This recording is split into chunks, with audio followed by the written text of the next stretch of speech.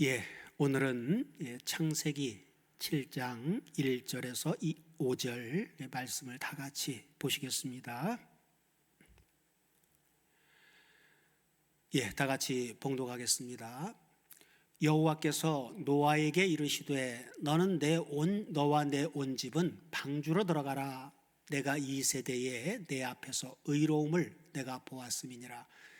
너는 모든 정결한 짐승은 암수 7씩, 부정한 짐승은 암수 2씩 내게로 취하며 공중의 새도 암수 7씩을 취하여 그 씨를 온 지면에 유전케 하라.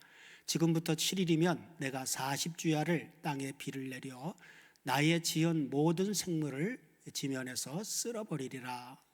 노아가 여호와께서 자기에게 명하신 대로 다 준행하였더라. 아멘. 오늘은 본문 창세기 7장 1절에서 5절 말씀 중심으로 7장 전체를 아우르면서 바로 들여보내시고 문을 닫으신 하나님이라고 하는 제목의 말씀으로 함께 은혜를 나누려고 합니다.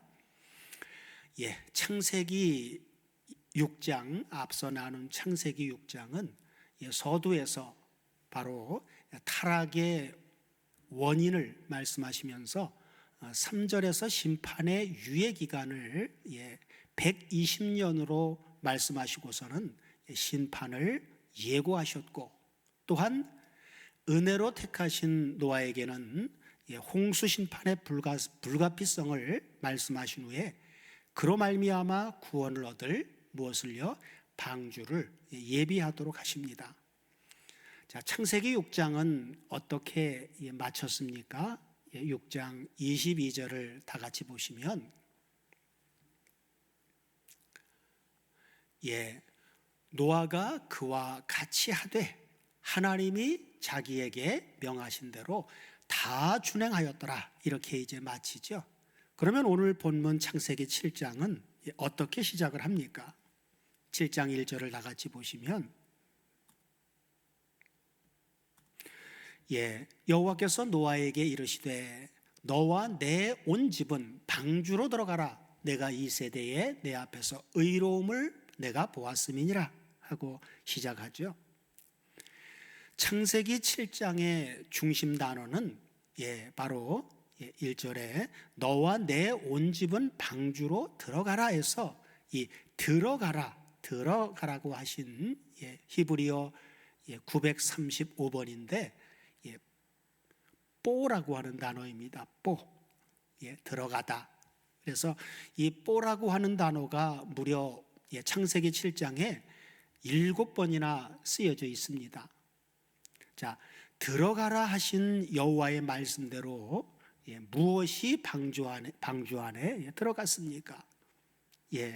창세기 7장 7절부터 다 같이 연결해서 보시면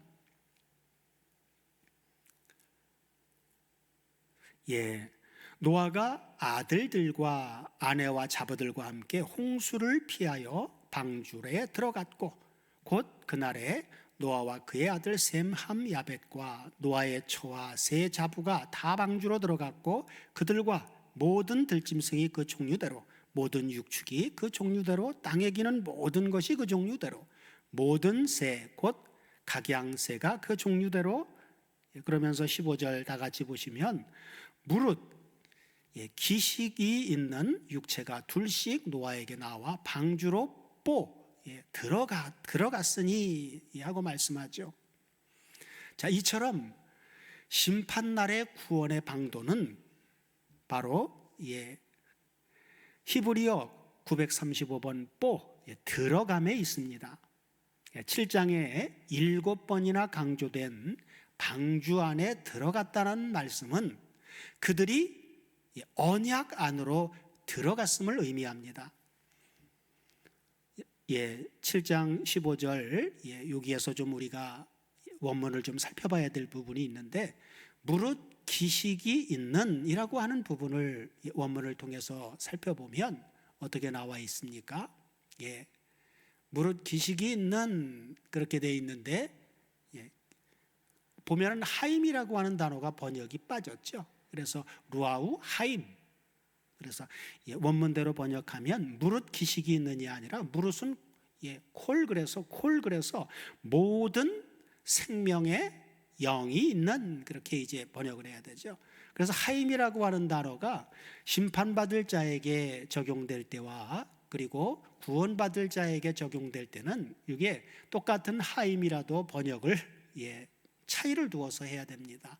멸망받을 자들은 성경이 말하는 대로 존귀의 사람은 존귀에 처하지만 깨닫지 못하는 사람은 멸망하는 짐승 같다고 했듯이, 똑같은 하임이라고 하는 단어라도 멸망하는 자들 속에는 창세기 3장 1절에서 말씀한 들짐승 중에 뱀이 가장 간교하더라 한 대로 바로 뱀인 들짐승의 뱀의 영이, 사탄의 영이 속에 들어가 있기 때문에 생명이라고 번역하는 것보다는 짐승의 영, 사탄의 영, 이렇게 번역하는 게 정확합니다. 자, 그래서 방주 안에 들어간 것들은 하임이라고 해도 짐승이 아닌 은혜를 받은 자들이, 노아와 노아의 가족은 은혜를 받았죠. 그렇기 때문에 여기서는 생명으로 번역하는 게 맞아요. 그래서 모든 생명의 영이 있는 육체가 둘씩 노아에게 나와 방주로 들어갔다. 그러나 구약은 예표, 모형과 예표였기 때문에 짐승들이 들어간 것으로 나오지만, 이것이 이제 새 언약으로 돌아오면 모형과 그림자가 아닌 실상으로 들어왔을 땐 하나님의 자녀들로 나오기 때문에 생명의 영으로 그렇게 번역해도 아무 문제가 없는 것이죠. 그래서 이 무릇 기식이 있는이라고 하는 이 부분이 창세기 7장 오늘 본문 22절을 가보면 거기에는 이제 한 단어가 더 추가가 됐어요. 자, 육지에 있어 코로 생물의 기식을 호흡하는 것은 다 죽었더라. 여기는 이제 멸망당한 것들에 대한 이야기인데, 자, 여기도 한번 원문을 보면 육지에 있어 코로 숨 쉬는 그런 것들 하면서 여기에는 생명의 영이 있는, 생명의 영이, 그리고 거기에 이제 네샤마라고 하는 단어가 이제 루아우 다음에 바로 호흡이라고 하는 단어가 네샤마라고 하는 단어예요. 이걸 호흡이라고 번역을 했는데, 첫사람 아담을 만들 때 그 코에 생기를 불어넣었다고 할 때 그 생기라고 하는 단어가 네샤마입니다. 그래서 짐승의 영을 네샤마, 생기로 여기 이제 호흡으로 번역을 했는데, 그래서 우리가 원문을 봐야 되는 이유가 이제 이런 부분에서 이제 있습니다. 그래서 생명의 영의 네샤마. 자, 이 욥기서 32장 8절을 보면 생명의 영의 네샤마라고 하는 이 네샤마를 넣어서, 자, 이렇게 이제 여기 욥기 32장은 바로 하나님의 사람 엘리후가 등장해서 이제 증거하는 말씀의 내용인데, 자, 사람의 속에는 심령이 있고 그리고 전능자의 기운이 사람에게 총명을 주시나니, 이렇게 나와요. 그래서 사람의 속에는 심령이 있다라고 하는 부분은 원문을 보면 심령은 마음의 영이죠. 그래서 루아우예요. 루아우를 심령이라고 번역을 했고, 그래서 사람의 속에는 영이 있고 그 다음에 전능자의 뭐가 네샤마가 있다. 사람 속에는 영이 있고 네샤마가 있어요. 그래서 욥기서 33장 4절에서는 네샤마라고 하는 것은 바로 아담에게 불어넣었던, 하나님이 불어넣은 생기라고 하는 것은 어떤 역할을 하는지 33장 4절을 다 같이 보시면, 하나님의 신이 나를 지으셨고 전능자의 기운이 네샤마예요. 아담에게 불어넣었던 생기, 전능자의 생기 네샤마가 나를 어떻게 한다? 살리느니라. 그래서 첫사람 아담에게 생기를 불어넣으니까 산 목숨적인 존재가 됐다고 얘기를 하는 것이죠. 그 다음에 욥기서 34장 14절을 보면 이 네샤마라고 하는 것을 걷어가 버리게 되면 어떤 일이 벌어지는지 한번 보세요. 자, 욥기서 34장 14절이요. 다 같이 보겠습니다. 자, 그가 만일 자기만 생각하시고 그 신과 그 네샤마, 기운이 네샤마예요. 네샤마를 거두실진데 모든 혈기 있는 자가 일체로 망하고 사람도 아파르라고 하는 진토로 돌아가리라. 이렇게 말해주고 있어요. 불어넣어줬던 네샤마를 걷어버리시면 결국은 죽게 된다 그 말이죠. 그래서 노아가 방주 안에 들어갔다라고 하는 것, 뽀라고 하는 들어감, 그것은 뭘 말한다고요? 언약 안에 들어갔음을 의미한다고 했습니다. 자, 그렇다면 방주에 들어가는 이 들어감의 주도권은 누구에게 있습니까? 7장 16절을 다 같이 보시면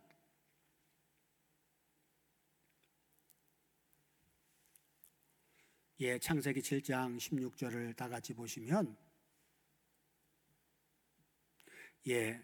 자, 들어간 것들은 모든 것의 암수라. 하나님이 그에게 명하신 대로 들어가매 여호와께서 그를 닫아 넣으시니라 하고 말씀하신 대로 주도권은 누구에게 있어요?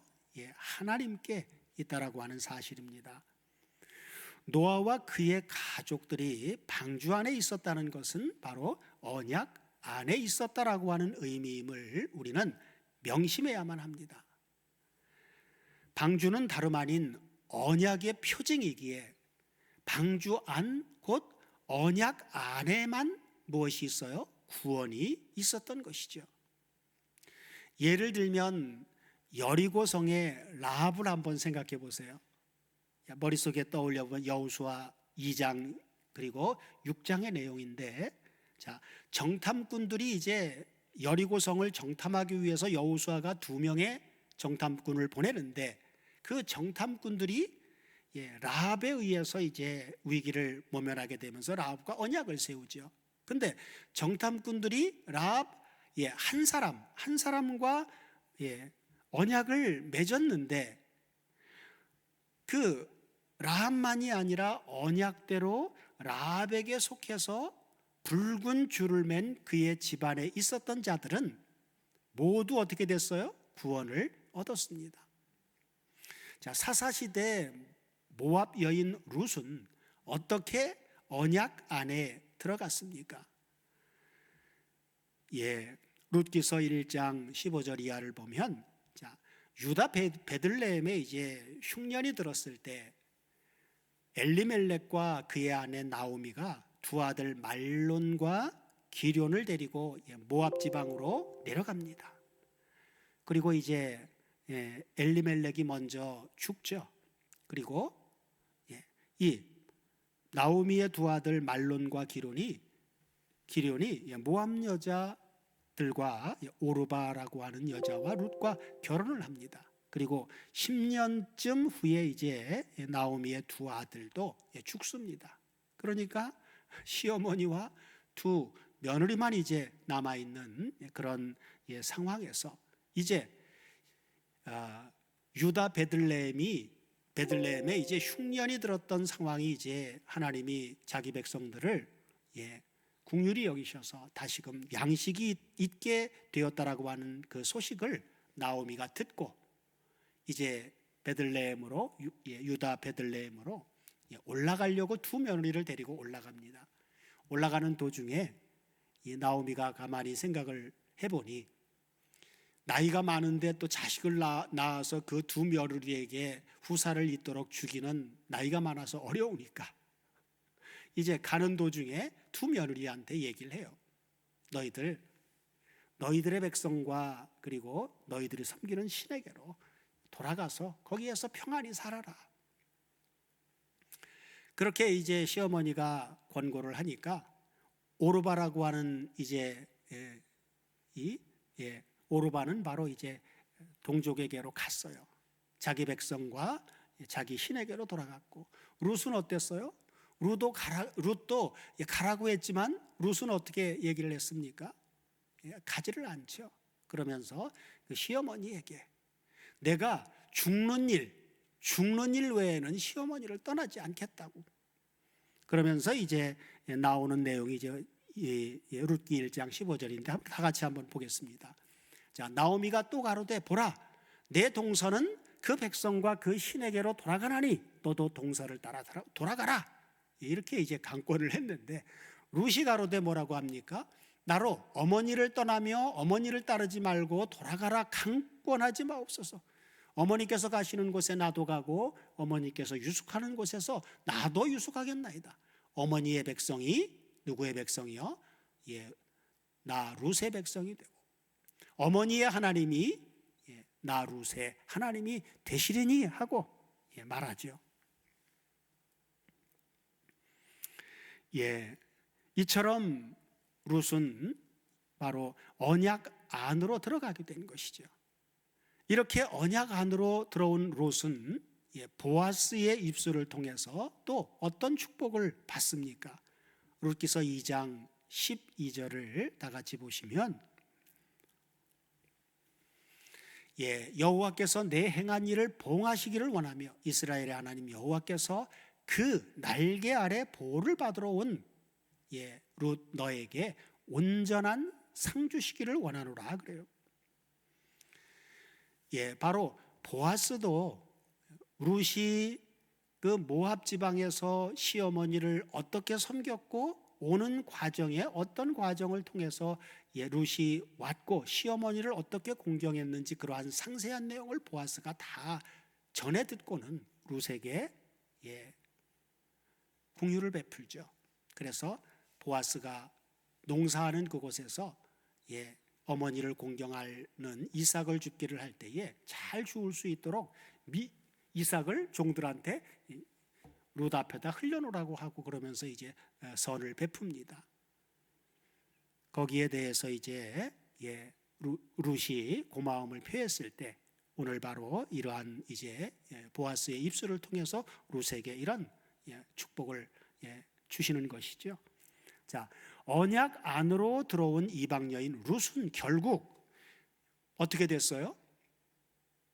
자, 여자의 후손으로 오신 메시아의 족보에 들어가는 복된 여자가 되죠. 그래서 마태복음 1장 5절을 보면 바로 예수님의 족보에 이방 여인 룻이 당당히 들어가죠. 우리가 노아 홍수 사건을 통해서 생각할 수 있는 것, 주님께서는 친히 마지막 때는 누구의 때와 같다고 말씀하셨습니까? 노아의 때와 같다고 말씀하셨습니다.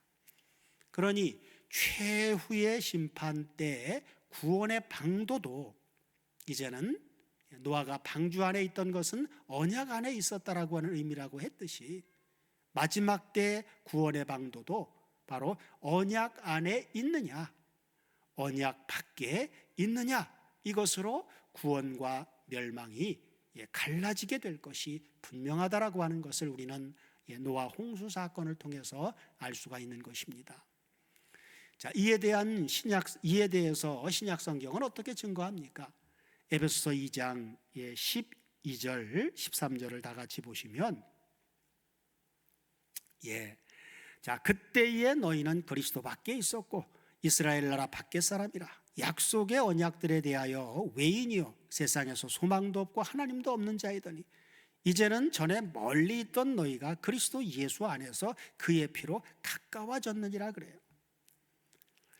새 언약의 머리가 되시는 그리스도 예수 안에 있는 자들은 노아와 그의 식구들이 방주 안에 있었던 것보다도 더 안전할까요? 아니면 덜 안전할까요? 더욱 안전하죠. 그리고 그리스도 예수 안에 있는 그들만이 최후 심판의 날에 바로 구원을 얻게 됩니다. 자, 구약의 노아에게는 방주에 들어가라고 말씀하셨는데 주님은 어디로 들어가라고 말씀하셨습니까? 자, 누가복음 13장 23절 이하를 다 같이 보시면 자, 혹이 여짜오되 주여 구원을 얻는 자가 적으니까 구원을 얻는 자가 적으니까 하고 물어봤어요. 그때 예수께서 저희에게 이르시되 그러면서 어디로 들어가라고 합니까?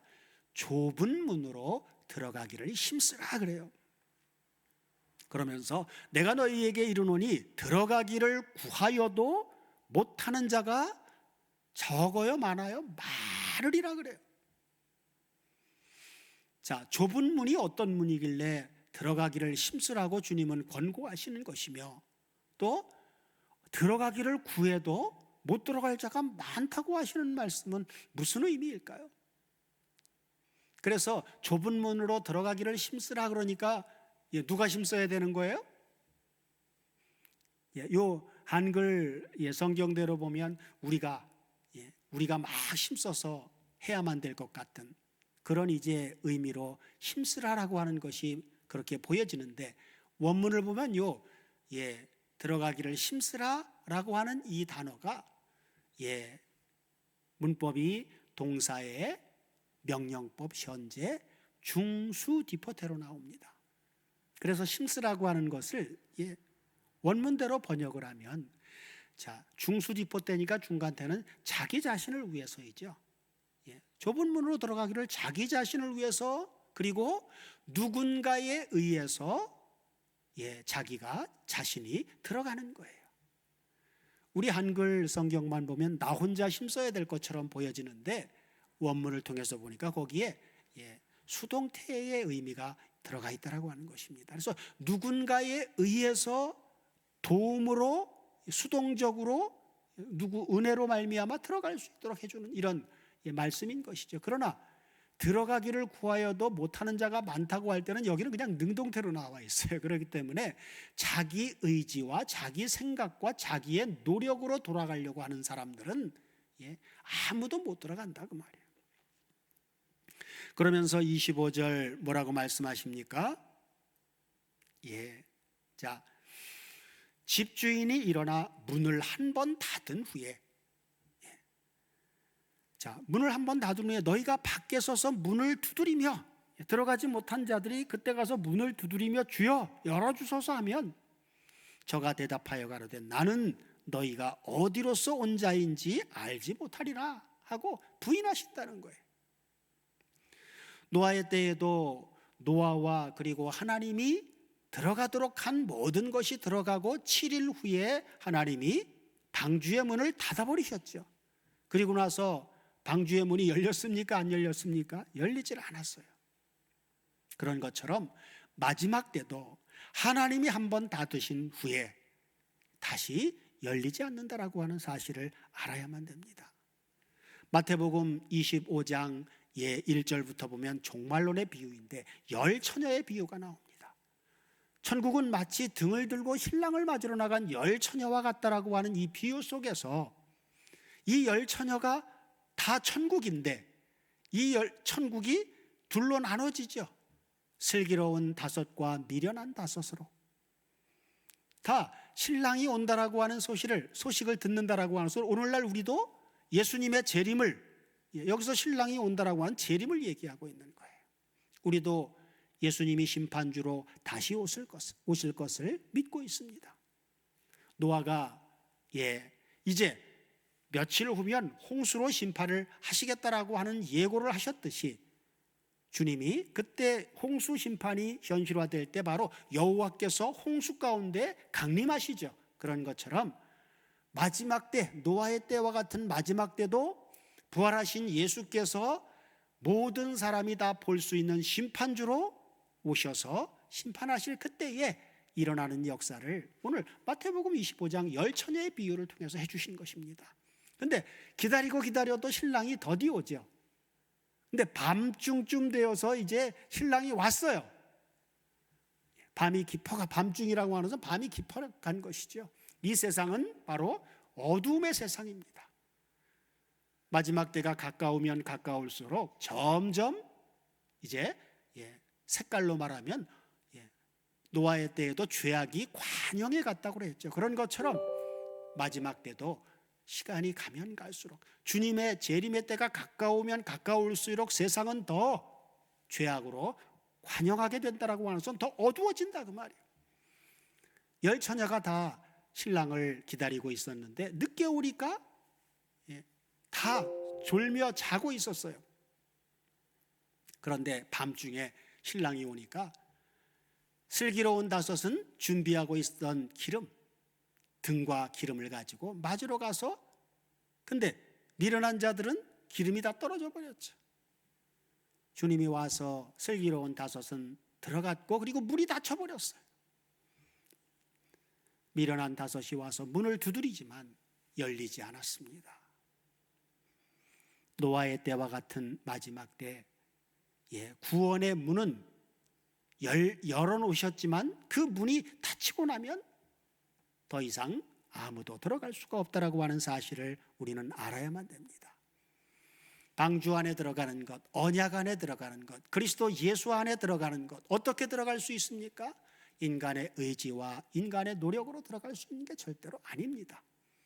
예수님이 십자가상에 죽고 부활하셔서 우리의 구속의 역사를 다 성취해 놓으셨어도 우리가 예수 안에 들어가는 것은 바로 아까 좁은 문으로 들어가기를 힘쓰라고 할 때 그 힘쓰라고 하는 단어 속에 수동태의 의미가 들어가 있었죠. 누군가의 주권적인 능력의 역사에 의해서 들어갈 수 있다라고 하는 사실입니다. 그렇다면 들어가기를 구하여도 못 들어간다고 하신 이 좁은 문으로 누가 들어갈 수 있습니까? 누구의 도움을 얻어야만 들어갈 수 있습니까? 로마서 8장 14절을 다 같이 보시면 여기에 그 해답이 있습니다. 자, 다 같이 봉독하겠습니다. 무릇 하나님의 영으로 인도함을 받는 그들은 곧 하나님의 아들들이다. 그렇죠?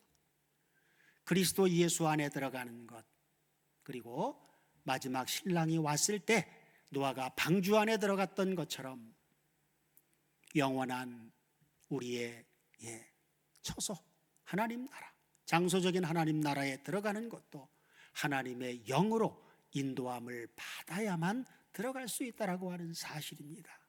하나님의 영의 인도하심이 없으면 들어가고 싶어도 들어갈 수 없다라고 하는 사실을 알 때 우리가 지금 현재 하나님의 영으로 인도함을 받는 하나님의 자녀로서의 특권을 가졌다라고 하는 이 사실이 얼마나 귀하고 값진 것인가를 알게 됩니다. 하나님의 은혜가 아니면 안 되는 것이죠. 이런 하나님의 은혜를 우리가 정말 얼마만큼 깨닫고 사느냐에 따라서 우리의 삶은 변하는 것입니다. 하나님의 은혜를 잊어버리고 나면, 자기 생각으로 돌아가 버리고 나면 마음이 그때부터 평안이 깨지기 시작합니다. 자, 주님께서 말씀하신 좁은 문은 어떤 문일까요? 누가복음에서는 해답이 없지만 마태복음 7장 13절, 14절을 다 같이 보시면 좁은 문에 대해서 이렇게 말씀해 주죠. 자, 좁은 문으로 들어가라 그래요. 멸망으로 인도하는 문은 크고 그 길이 넓어 그리로 들어가는 자가 많다고 해요. 그런데 좁은 문을 단어를 바꿔버렸죠. 좁은 문이 아니라 생명으로 인도하는 문. 좁은 문은 바로 생명으로 인도하는 문입니다. 생명은 바로 우리가 잘 알고 있는 대로 요한복음 14장 6절에서 잘 알고 있는 말씀이죠. 내가 곧 길이요 진리요 생명이다. 그래서 생명으로라고 하는 것이 생명 안으로 인도하는 문, 그죠? 생명은 바로 예수 그리스도 안으로 들어가게 해줄 수 있는 문, 그것이 바로 좁은 문입니다. 예수 안에 들어간다는 것, 아빠도 앞서 이제 살펴봤듯이 하나님의 영에 의해서 인도함을 받아야만 된다 그랬죠. 그러나 생명 안으로 들어가는 문은 넓지를 않고, 그렇죠? 마태복음 7장 14절 보시면 뒤에 보면 뭐라고요? 후반부에 보시면 생명으로 인도하는 문은 좁고 길이 협착하다. 이 협착하다라고 하는 말이 다른 본문에서는 환난으로 번역이 됐습니다. 자, 좁고 그 길이 좁은 길이면서 협착하다라고 하는데 환난이 있는 길이다 그 말이에요. 그렇기 때문에 환난을 좋아하는 사람 없죠.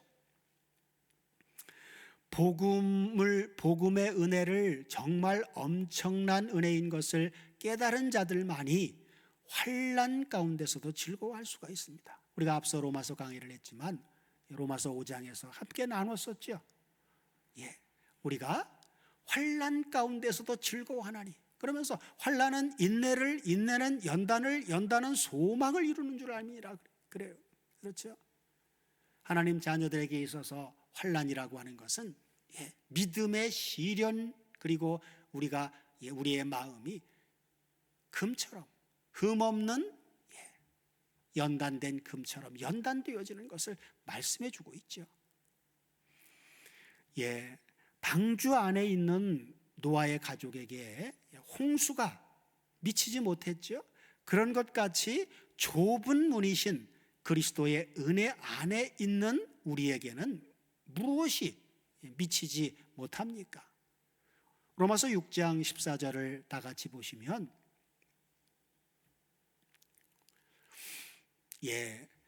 죄가 너희를 주관치 못하리니 이는 너희가 율법 아래 있지 아니하고 은혜 아래 있음이니라 하고 말씀합니다.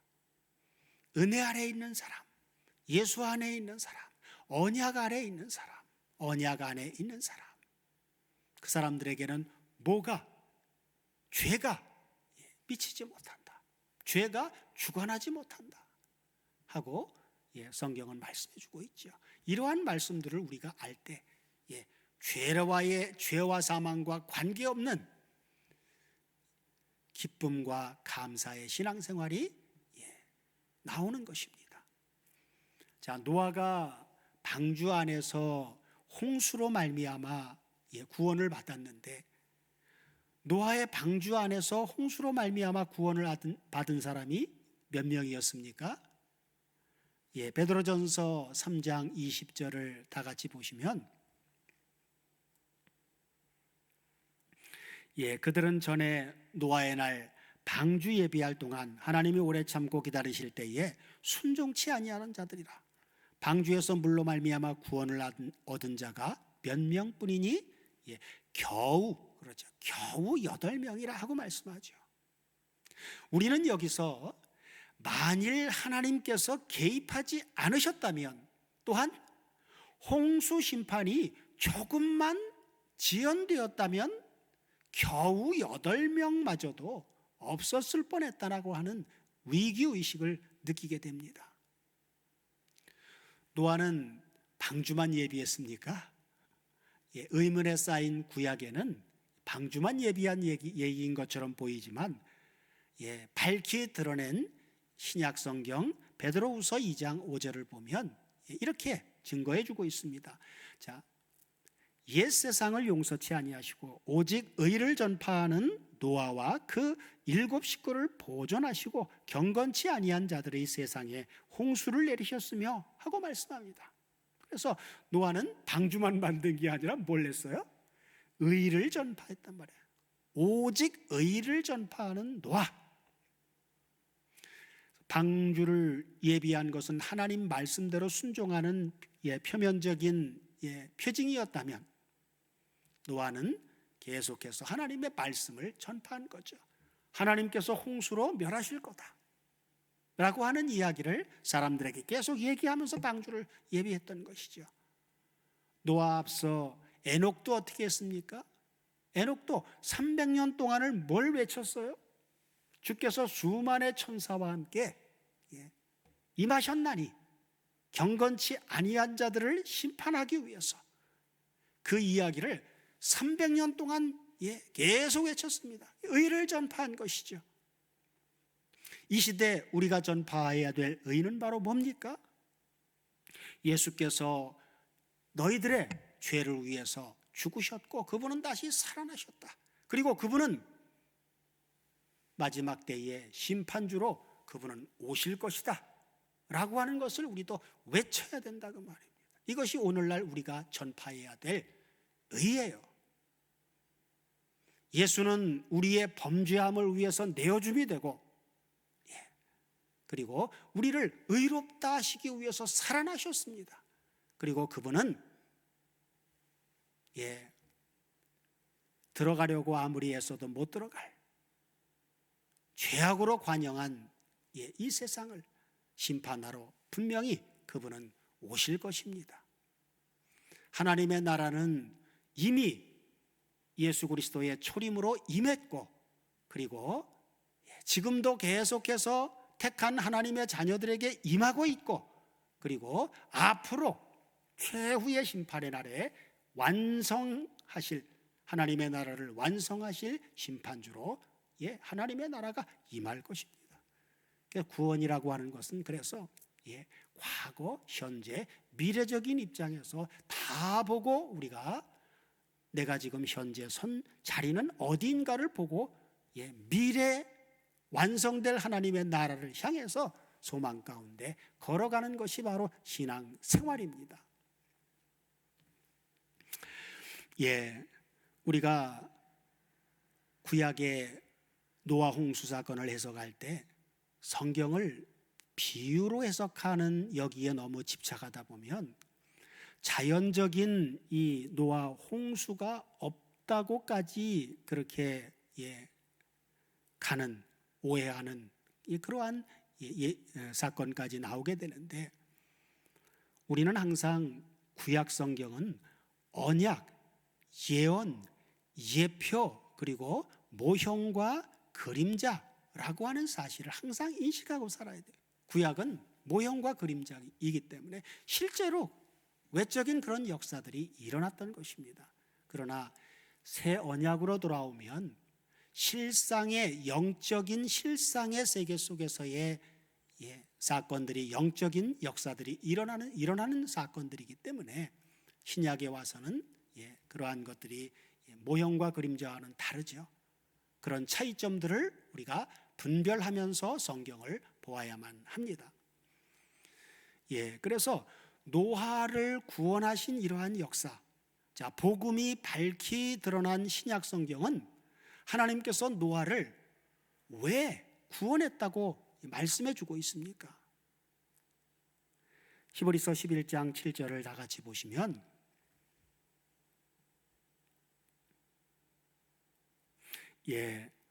믿음으로 노아는 아직 보지 못하는 일에 경고하심을 받아 경외함으로 방주를 예비하여 그 집을 구원하였으니 이로 말미암아 세상은 정죄하고 믿음을 쫓는 의의 후사가 되었느니라 하고, 그리스도가 오실 대를 이을 상속자가 되게 하시기 위함이라고 말씀해 주고 있습니다. 우리가 앞서 나눈 노아 방주 안에 있었던 노아와 일곱 식구를 보존하고 그 안에 들어갔던 것들을 보존했다라고 하는 이 보존, 그리고 노아가 방주를 만든 것뿐만이 아니라 오직 의를 전파한 노아, 그리고 노아는 의의 상속자가 되었다라고 하는 이 의의 상속자, 이러한 주제들은 구속사에 있어서 아주 중요한 요점들입니다. 하나님께서 의의 상속자가 될 씨를 보존해 주시지 않으셨다면 어떻게 되었겠습니까? 로마서 9장 29절을 다 같이 보시면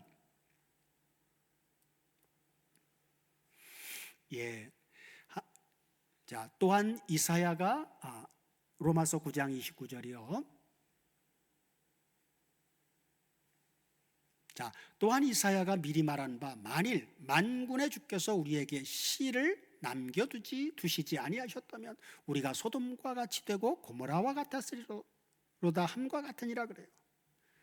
이 말씀은 바울이 이사야서 1장 9절의 말씀을 인용한 것입니다. 이사야서 1장 9절에서는 이 사도 바울은 우리에게 씨를 남겨두지 않았다 이렇게 이제 번역을 했는데, 이사야서 1장 9절에서는 만군의 여호와께서 우리를 위하여 조금 남겨두지 아니하셨다면 그렇게 말씀해 주고, 조금 남겨. 근데 이 조금 남겨두셨다라고 하는 이 부분이 원문을 보면 좀 내용이 다릅니다. 조금이라고 하는 이 조금이 원문을 보면 어떻게 나와 있느냐, 사리드 키무아트 그래요. 사리드 키무아트. 그래서 이 말을 히브리어인 이 성경을 번역하면 적은 생존자라고 하는 말이에요. 적은 생존자를 남겨두지 않았다면, 그렇게 번역해야 됩니다. 근데 이 적은 생존자를 바울은 스페르마라고 하는 시로 번역을 했던 것이죠. 다른 말로 하면 후손이죠. 우리가 노아 방주 사건을 생각할 때 노아가 방주 안에서 구원받은 이러한 사건, 이것은 한 걸음 더 나아가서 생각해 보면 노아가 방주 안에서 구원을 받은 이 8명은 바로 오늘날로 표현하면 교회죠. 교회이자 그리고 지상에 남아있는 유일한 하나님의 백성이었죠. 우리는 여기서 하나님께서는 적은 생존자, 즉 의의 상속자의 줄기를 통해서 그리스도를 보내셔서 천하 만민을 구원하시려는 계획을 이루시기 위해서 대적하는 죄악의 세력을 홍수로 멸하셨다라고 하는 점을 우리는 명심해야만 합니다. 노아 홍수가 일어나야만 했던 그러한 이유는 무엇이었습니까? 창세기 7장 23절을 다 같이 보시면 지면의 모든 생물을 쓸어버리시니 곧 사람과 짐승과 기는 것과 공중의 새까지라. 이들은 땅에서 쓸어버림을 당하였으되 홀로 노아와 그와 함께 방주에 있던 자만 남았더라. 이렇게 말씀하는데, 이렇게 말씀하시면 바로 뭐예요? 내가 하리니, 창세기 3장 15절에서 내가 하리니 하신 하나님의 주권적인 의지로 여자의 후손 곧 메시아를 보내서 천하 만민을 구원하시려는 계획을 실현하기 위해 의의 상속자 노아가 전파한 복음을 믿지 않는 자들은 다 멸해버리시고 언약 안으로 들어간 그러한 노아와 노아의 가족들만 보존해 주셨다라고 하는 것입니다. 그렇다면 멸망받은 자의 수는 얼마나 됩니까? 성경은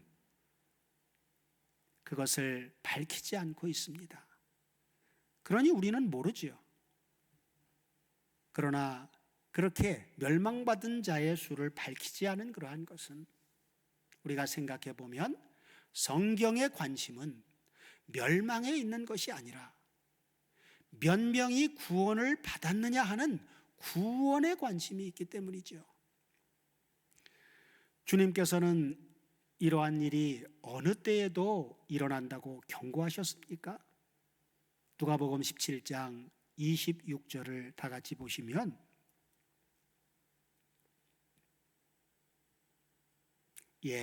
노아의 때에 된 것과 같이 인자의 때에도 그러하리라 하고 말씀하셨죠.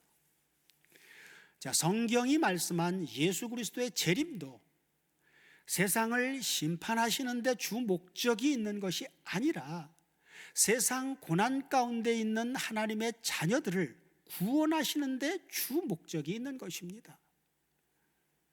성경의 구속사를 우리가 상고해 보면 대적은 계속적으로 여자의 후손의 대를 이을 씨를 멸하려고 계속 시도를 했으나 하나님께서는 묵묵히 거룩한 씨를 계속해서 보존해 오셨음을 밝히 보게 됩니다. 그래서 사도 바울도 로마서 11장 5절에서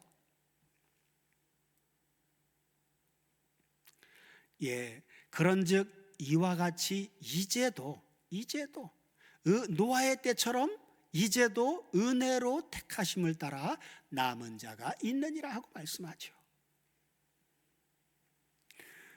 창세기 7장은 24절을 보시면 이렇게 마칩니다. 물이 150일을 땅에 창일하였더라 하고 7장을 마칩니다. 사랑하는 다솜교회 가족 여러분, 오늘 우리는 창세기 7장을 통해서 하나님께서 우리에게 말씀해 주시고자 하시는 것은 무엇입니까?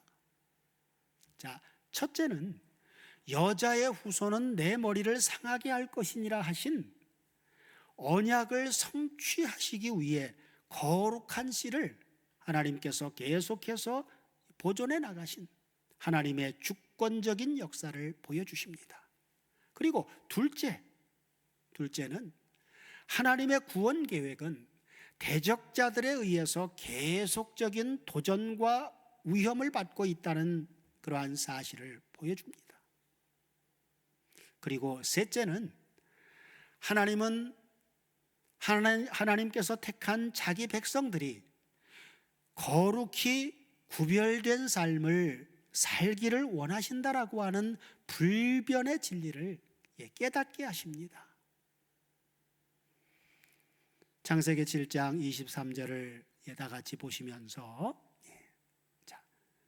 뭐라고 나옵니까? 지면의 모든 생물을 쓸어버리시니 곧 사람과 짐승과 기는 것과 공중의 새까지라. 이들은 땅에서 쓸어버림을 당하였으되 홀로 노아와 그와 함께 방주에 있던 자만 남았더라 그래요. 마지막 때도 바로 이 사건이 동일하게 현실화될 것입니다. 노아의 때는 방주 안에, 마지막 때는 누구 안에요? 그리스도 예수 안에. 우리는 그리스도 예수 안에 있는 구속으로 말미암아 하나님의 은혜로 값없이 의롭다 하심을 얻은 자가 되었죠. 그런 사람들만이 마지막 때 심판의 그날에 그들만이 예수 안에서 남게 될 것입니다.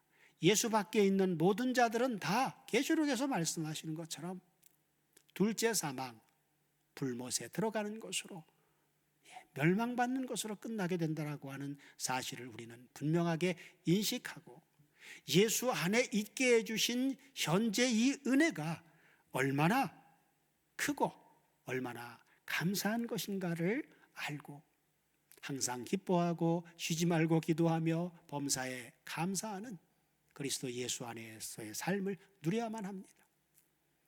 우리 모두로 새 언약의 방주이신 그리스도 안에서 값없이 의롭다함을 얻은 자로서 성령과 함께 하나님의 의를 전파하는 삶을 통해서 노아가 방주를 지었듯이 살아계신 하나님의 성전된 성도들을 하나님의 말씀으로 정결케 해서 하나님 앞에 봉헌하는 하나님 우리 아버지와 주님을 기쁘시게 하는 삶을 날마다 우리가 누리면서 살아갈 수 있도록 해주시기를 우리 주 그리스도 예수의 이름으로 축원드립니다.